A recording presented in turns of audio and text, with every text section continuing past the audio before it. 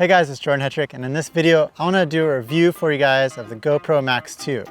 I think we all waited a really long time for this 360 camera to be released and had some really high expectations. I really thought with how much time they were taking to release this camera that they were going to come out with something truly innovative that blew the socks off everything else. Once the disappointment settles, I think the GoPro Max 2 does still stand as one of the top 360 cameras. And there's a lot of features on it that I think will benefit some people and also not benefit other people. In this video, I want to go through some of the main features of the GoPro Max 2 to help you decide if those features are going to be a benefit for you or if you might want to choose a different 360 camera for your personal needs. For those of you who are new to my channel, my name is Jordan Hetrick, and I'm a best-selling author of books about how to use GoPro cameras, and I really know a lot about these cameras and all the other 360 cameras as well. So that's why I feel like I want to dive in and share some of these features with you guys just to help you make this decision. I know it's hard to make a decision which camera to buy, so hopefully this video will help you decide and help you pick the right one. Now before we dive into those features, I do want to remind you that the GoPro Max 2 is a 360 camera. So it records out of 2 different lenses. The images are stitched together into a full spherical 360 video. This allows you a lot of different options, such as reframing your videos into a flat video and also getting that invisible pull effect. However, it's not really the same as a single lens camera like the GoPro Hero 13. So I've seen some people ask, will this replace my Hero 13? And I don't really think a 360 camera is going to replace your Hero 13. You might use it instead, but it's going to offer some different features than a single lens action camera.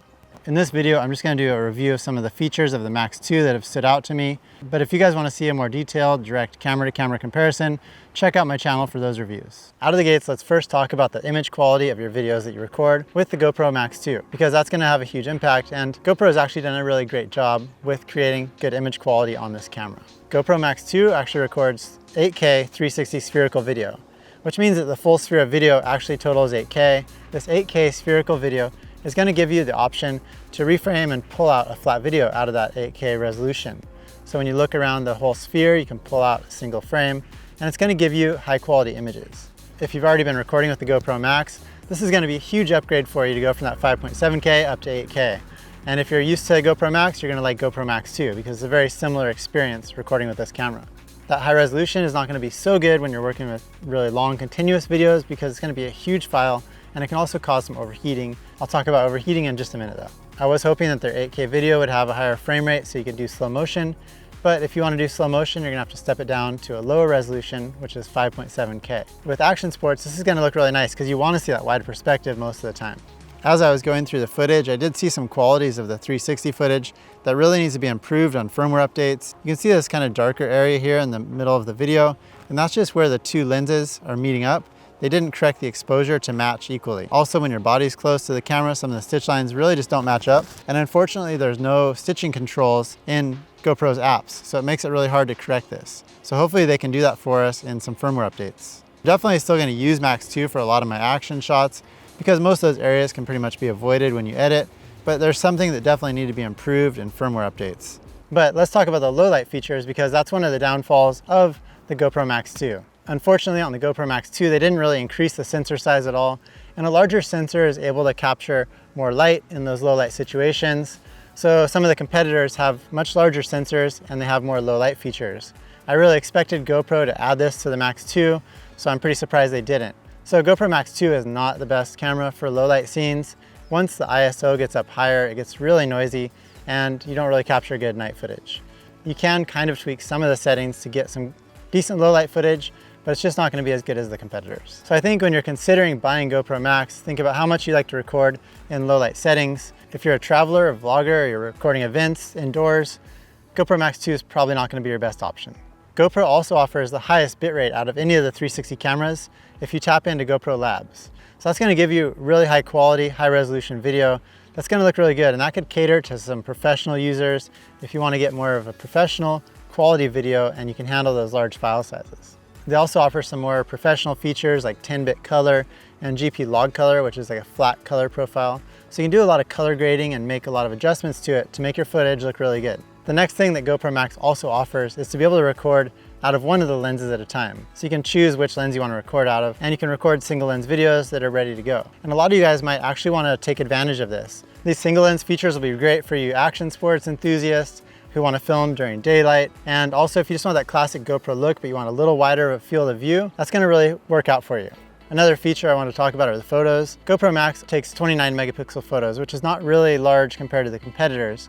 So if you are into taking photos for real estate, for example, GoPro Max 2 might not be your best option. If you're just like a casual traveler and you're taking photos with your family and you just want to take maybe some scenic photos, that 29 megapixel is going to be enough for most things. Another thing that's really important is the size and shape of the Max 2 camera. GoPro Max 2 is the smallest of the top 3 360 cameras on the market right now. It's not the lightest, but it is the smallest. So if you're looking for size, GoPro Max 2 might be the option you're looking for. That's gonna be great for action sports or mounting your camera. It's not gonna be so good for vlogging because the screen is a lot smaller than say the Insta360 X5, for example. So if you're vlogging, you wanna see what you're filming on the screen. That screen is just not very big. And also you can't drag your finger to move around the screen. Obviously when you go to edit, you're gonna have that full sphere to work with, but it's kinda nice to be able to look around the screen just to kinda get a perspective.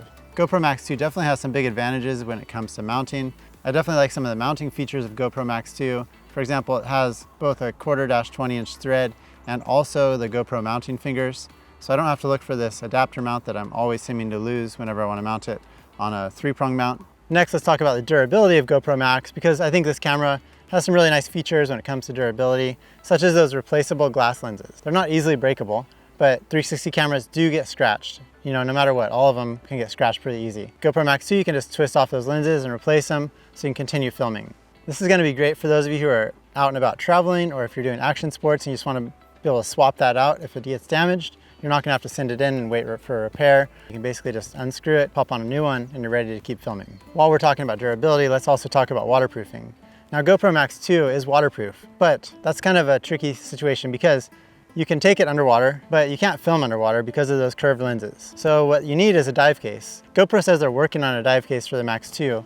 However, I feel like they said that for the Max and a dive case never was released. So if you really are into filming underwater, I'm not sure that I would hold my breath waiting for that dive case for the Max 2. For above water activities like surfing or in the waves or water skiing, kayaking, all that stuff, GoPro Max 2 is great. But if you're actually trying to film while you're underwater, GoPro Max 2 is not going to be your best option until they release a dive case. So that was pretty disappointing. I was really hoping they would have that ready to go at launch and just come out competing in that aspect, but they didn't.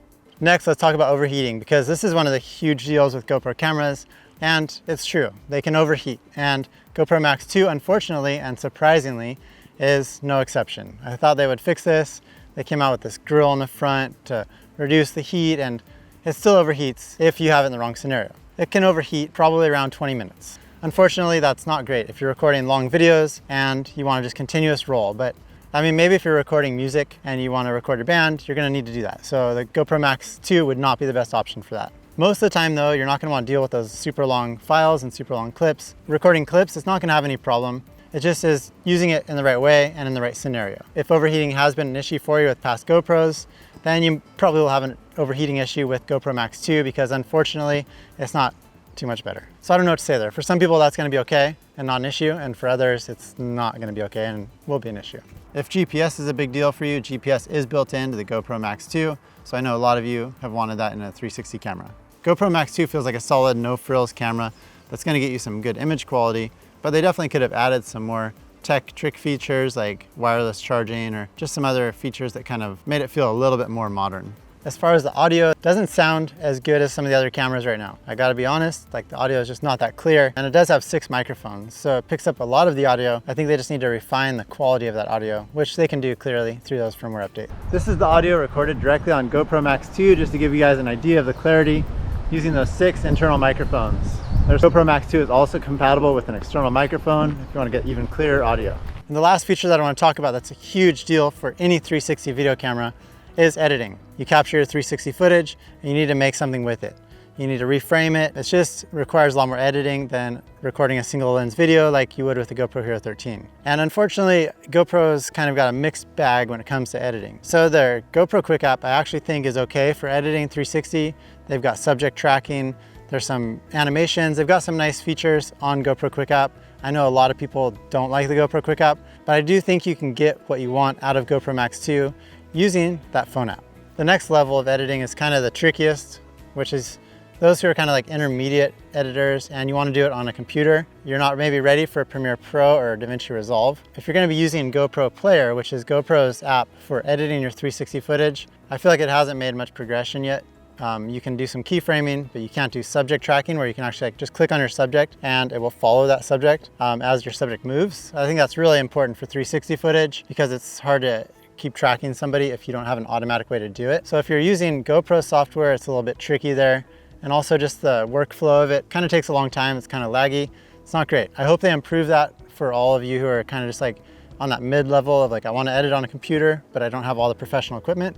If you want to edit using Premiere Pro or DaVinci Resolve, they do have a plugin for your GoPro Max 2 footage, and that works pretty well. It's, you know, they're large files, so you definitely might need to work with a proxy where it's a smaller file and then you export using the larger file. Anyways, I won't go into that right now, but you do need a powerful computer to edit those 360 videos using Premiere Pro or DaVinci Resolve. One of the things that's a bit tedious is you have to export your footage out of GoPro Player before you bring it into Premiere Pro or DaVinci Resolve. So that's just one extra step and it's really unnecessary. As far as price, GoPro Max 2 is about $499. If you're a subscriber, you might get $100 off. So it's kind of like an average price for one of the top 360 cameras these days. So after breaking it down feature by feature for you guys, here's the truth. GoPro Max 2 is not the perfect camera for everyone, but it could be an amazing camera for some of you. GoPro Max 2 is definitely a great camera. You can't argue with that. It's just that it doesn't have a lot of features that kind of make it stand out completely from the other ones. So if you're an action sports enthusiast or you want that high bitrate footage, then GoPro Max 2 might be a great option. You can check out my beginner's guide and it'll be full of great footage that you can see the potential of GoPro Max 2, and I'll just show you how to use it so you can get out there and start filming with it. Also, if you guys want more help with any of your 360 cameras you decide on, be sure to subscribe to my channel because I have tons of videos for all the different cameras available for you. I just love to help you guys out. Thank you guys so much for watching, and I'll see you in the next video.